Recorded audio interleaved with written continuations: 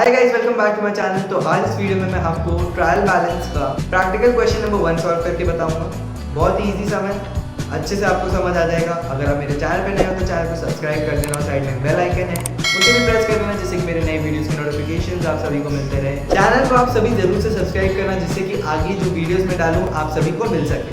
तो चलिए स्टार्ट करता हूँ प्रैक्टिकल क्वेश्चन नंबर 1 सॉल्व करना। So guys, practical question number 1 में दिया है, an inexperienced bookkeeper has drawn up a trial balance for the year ended 30th June 2020। Draw up a corrected trial balance. इसमें हमें बोला है डेबिटिंग और crediting any residual errors to a suspense account. अब जो अकाउंट या debit credit हुआ है वो हमें चेक करना है कि सही डेबिट हुआ है कि सही क्रेडिट हुआ है। मतलब कुछ अकाउंट्स होते हैं जो डेबिट होना चाहिए लेकिन यहाँ पे क्रेडिट कर दिया, जो क्रेडिट होना चाहिए वो डेबिट कर दिया, तो वो चेक करना है हमें। तो चलिए स्टार्ट करते हैं। सबसे पहले आपको दिया है provision for doubtful debt.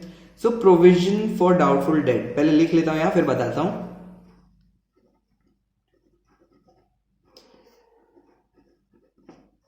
Provision for doubtful debt होता है एक लाइबिलिटी। सो इसका बैलेंस क्रेडिट होता है और यहां पे आपको डेबिट में दिया है 200। सो हम क्रेडिट साइड में लिख देंगे 200।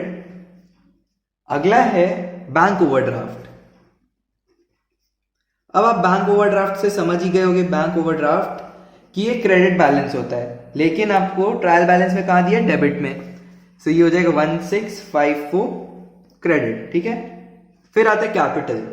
कैपिटल भी हमारा क्रेडिट बैलेंस होता है और यहां पे कैपिटल का बैलेंस सही दिया है 4591 क्रेडिट में। अगला है ट्रेड पेबल्स।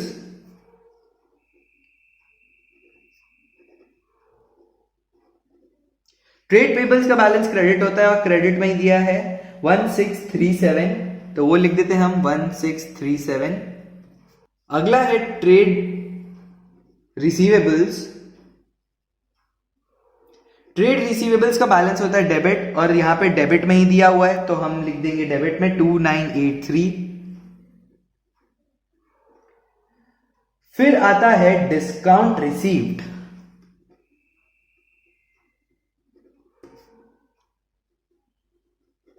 अब आपको पता है ये डिस्काउंट रिसीव्ड का होता है बैलेंस क्रेडिट, तो हम लिख देंगे क्रेडिट साइड में 252। ट्रायल बैलेंस में आपको ये जो बैलेंस है 252 का ये डेबिट साइड में दिया था, तो ये करेक्शन हो गया ये भी। आगे चलते हैं, डिस्काउंट अलाउड दिया है। डिस्काउंट अलाउड में आपका बैलेंस क्या होता है? डेबिट होगा। डिस्काउंट रिसीव्ड क्रेडिट है तो डिस्काउंट अलाउड तो डेबिट ही होगा ना। 733 डेबिट में लिखेंगे, वो क्रेडिट में दिया था। आगे है ड्राइंग्स। ड्राइंग्स बहुत इजी है। ड्राइंग्स होता है डेबिट बैलेंस 1200 और ये सही दिया हुआ है तो 1200 लिख देते हैं। उसके बाद आता है ऑफिस फर्नीचर। ऑफिस फर्नीचर एक एसेट हो गया तो वो डेबिट में हो गया, 2155 है अमाउंट, ये आ जाएगा आपका ऑफिस फर्नीचर में डेबिट 2155। अब आते हैं अगले में जो है जनरल एक्सपेंसेस। जनरल एक्सपेंसेस भी डेबिट होगा क्योंकि एक्सपेंडिचर है 829 का, ये गलत था, इसमें क्रेडिट में था। अगला है परचेजेस, ये भी डेबिट बैलेंस होगा और परचेजेस यहां पे 10,923 का, ये सही दिया हुआ है। अगला है रिटर्न इनवर्ड।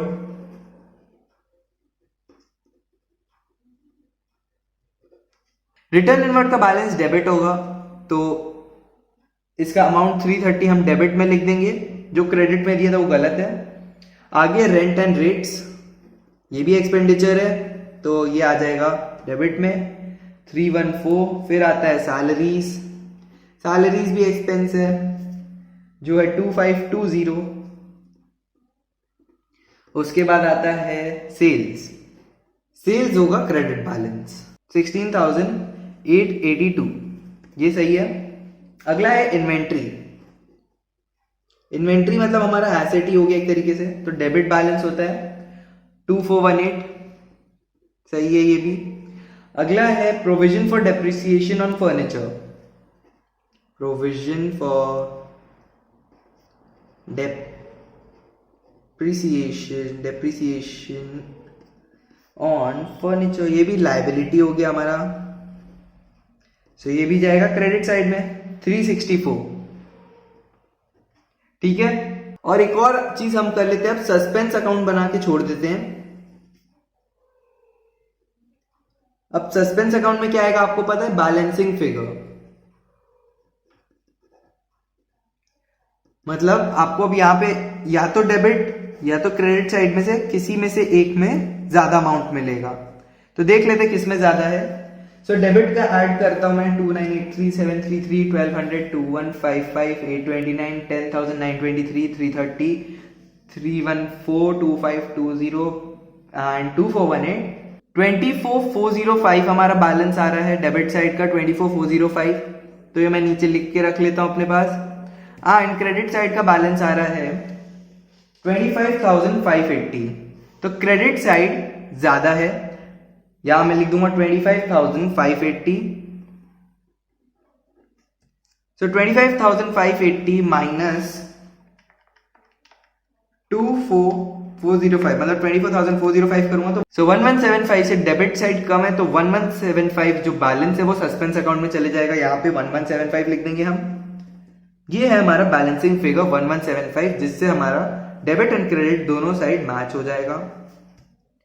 तो सस्पेंस अकाउंट में ये बैलेंसिंग फिगर चला गया। बहुत ही इजी सा में ये बस समझना है आपको कि कौन सा हेड अकाउंट का हेड डेबिट में जाएगा, कौन सा क्रेडिट में जाएगा, कौन सा लाइबिलिटी है, कौन सा एक्सपेंस है, ये सब आपको जानना पड़ेगा, जिससे कि आप डेबिट और क्रेडिट के बारे में समझ पाए अच्छे से।